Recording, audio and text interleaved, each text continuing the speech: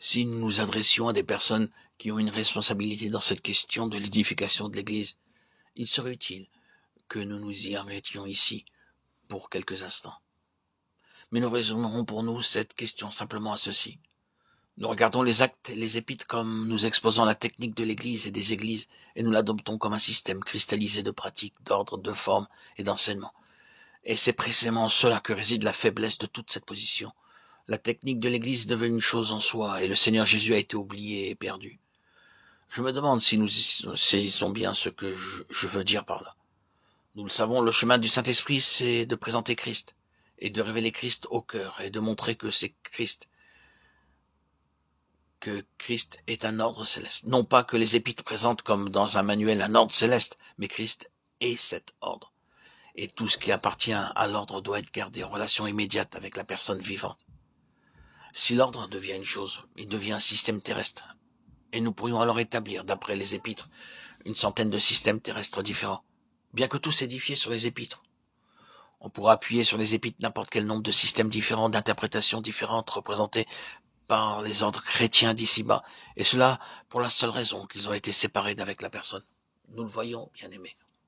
Il y a de nombreuses choses, de nombreux sujets, de nombreux thèmes, de nombreux enseignements. Il y a le royaume de Dieu, il y a la sanctification, il y a la vie éternelle, il y a la vie victorieuse, les vainqueurs ou la vie triomphante. Il y a le retour de Christ.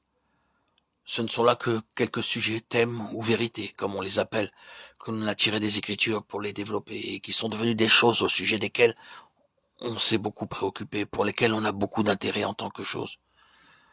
C'est ainsi que certaines personnes se groupent autour d'un enseignement sur la sanctification. Ils sont les adeptes de la vie de sanctification et cela devient un isthme. D'autres se groupent ailleurs et se limitent par la haie de la seconde venue, du retour du Seigneur, de la prophétie et de questions de ce genre. C'est ainsi que l'on forme des groupes. J'aimerais affirmer que tout cela serait absolument impossible si la personne du Seigneur Jésus était dominante. Qu'est-ce donc que le royaume de Dieu? C'est Christ.